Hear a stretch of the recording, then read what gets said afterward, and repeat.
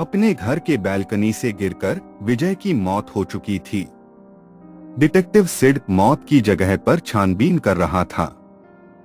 क्या विजय ने बैल्कनी से कूदकर खुदकुशी की होगी या फिर किसी ने उसे बैल्कनी से धक्का दे दिया होगा? जल्दी से सोचिए और अपना जवाब हमें जल्दी से कमेंट में बताइए।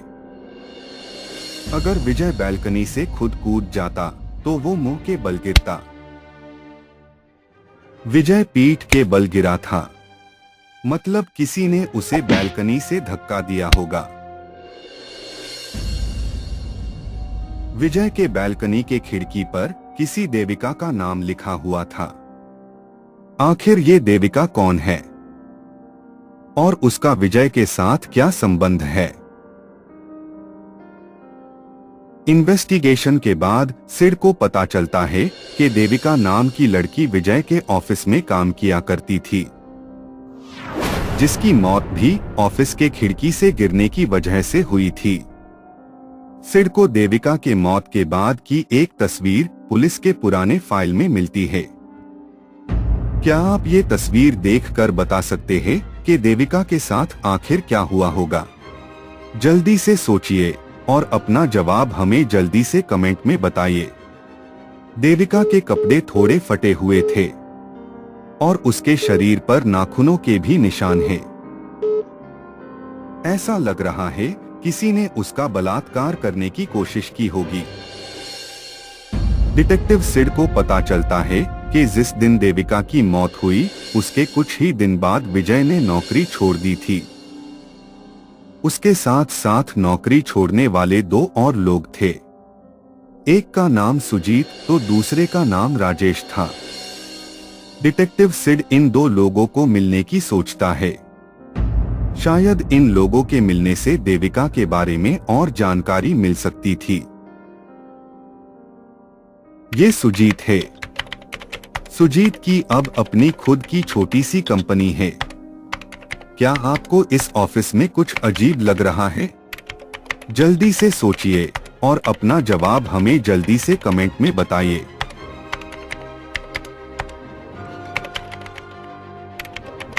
सुजीत को भी आज अपने आसपास किसी के होने का एहसास हो गया था। सुजीत घबराकर पुलिस को कॉल करता है। सुजीत पुलिस को बताता है कि उसके जान को खतरा है। 1 साल पहले देविका नाम की लड़की का बलात्कार करने की कोशिश उसके बॉस ने की थी। इसी वजह से देविका ने खिड़की से कूदकर आत्महत्या कर दी। इस बारे में वो खुद सब जानता था, लेकिन उसने, विजय ने और राजेश ने पुलिस को कुछ नहीं बताया। अब ये देविका की आत्मा ही है जो उन तीनों को मारना चाहती है। इससे ज्यादा कोई बात वो पुलिस को बता पाता, उस पर भी किसी परछाई ने हमला कर दिया और उसे भी खिड़की से बाहर धक्का दे दिया। कौन है जो ये सारे खून कर रहा है? या फिर देविका की आत्मा ही बदला ले रही है? जल्दी से सोचिए और अपना जवाब हमें जल्दी से कमेंट में बताइए। सब जानकर भी डिटेक्टिव सिड से देर हो गई। सुजीत अब मर चुका था, लेकिन अब देविका का हादसा पता चल चुका था और शायद अगला शिकार भी अब राजेश था।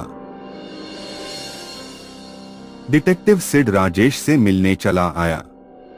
राजेश का घर काफी पुराना और छोटा था।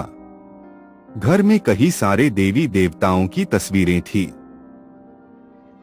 राजेश ने सिड से कहा कि देविका की आत्मा उस पर भी हमला कर चुकी है। उसने साफ साफ देविका का वो खौफनाक चेहरा देखा है। उसके घर में कई देवी देवताओं की तस्वीरें हैं, बस इसी वजह से देविका की आत्मा उसे नुकसान न पहुंचा सकी। देविका की मौत की बात वो पुलिस को बताना चाहते थे, लेकिन ऑफिस के बॉस ने उन्हें जॉब से निकाल दिया। साथ ही साथ उन पे मुंह बंद रखने के लिए दबाव भी बनाया। उस बॉस की भी 10 दिन पहले ही मौत हो गई। जरूर उसे भी देविका ने ही मारा होगा। राजेश का सारा बयान सुनकर साफ था कि ये सारे खून देविका की आत्मा ने ही किए होंगे। लेकिन डिटेक्टिव सिड को आत्मा वाली बात पर भरोसा नहीं हो रहा था। डिटेक्टिव सिड को पता चला कि देविका का बॉस अमेरिका में रहने चला गया था। उसकी मौत 10 दिन पहले ही किडनी फेलियर की वजह से हुई है। कुछ सवाल थे जो सिड को ये कहानी पर विश्वास करने नहीं दे रहे थे। इतने सालों हो जाने के बाद ही देविका की आत्मा बदला क्यों लेने लगी? अगर देविका की आत्मा सबको धक्का देकर मार रही है, तो फिर उसके बॉस की मौत किडनी फेलियर की वजह से क्यों हुई? अगर देविका ने उसके बॉस को नहीं मारा, तो फिर वो उसे छोड़कर बदला विजय, सुजीत और राजेश से क्यों ले रही है? विजय का बड़ा सा फ्लैट था, तो सुजीत की खुद की कंपनी। नौकरी से निकलने के बावजूद इन दोनों के पास इतना पैसा अचानक कहां से आ गया? कुछ तो है जो राजेश के घर में अजीब है। क्या आप इन सवालों से जवाबों का अंदाजा लगा पा रहे हो कि आखिर सच में क्या हुआ होगा? या फिर किसी आत्मा की कहानी समझकर ये केस क्लोज कर देना चाहिए? जल्दी से सोचिए और अपना जवाब हमें जल्दी से कमेंट में बताइए। कुछ था जो डिटेक्टिव सिड को समझ आ गया।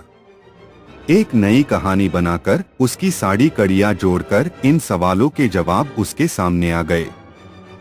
डिटेक्टिव सिड ने फौरन राजेश को पुलिस थाने में बुला लिया। डिटेक्टिव सिड को सारे सवालों के जवाब अब मिल चुके थे। अब बस देर थी तो उन्हें बाकी लोगों को समझाने की।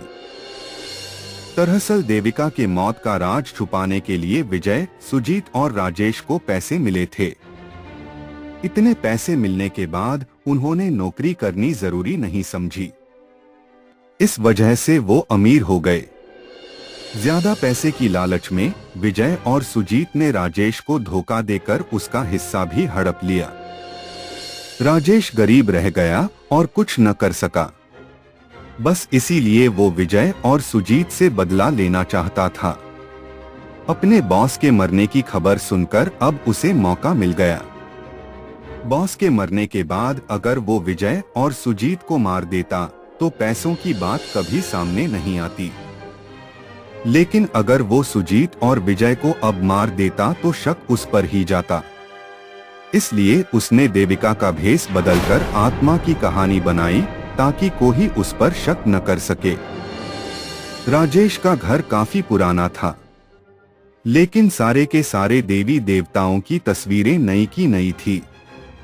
जाहिर है कि आत्मा से बचने की कहानी पर यकीन दिलाने के लिए उसने ये सब किया था। ये सारी कहानी सुनकर पुलिस ने राजेश को पकड़ लिया। अब गुनाह कबूल करने के सिवा राजेश के पास कोई रास्ता नहीं था। बेचारी देविका के मौत के बाद भी उसके नाम का इस्तेमाल करके राजेश खून के इल्जाम भी उसी के आत्मा पर लगाना चाहता था। लेकिन जाने अनजाने में देविका के सारे गुनहगारों को आखिर सजा मिल ही गई। डिटेक्टिव सिड के दिमाग ने आखिर ये पेचीदा केस सुलझा ही दिया। आप भी अगर इसी तरह से सोचना चाहते हो तो हमारे सारे वीडियोस जरूर देखें और लाइक भी करें और अपने कमेंट्स से केस सॉल्व करने में सिड की मदद करें।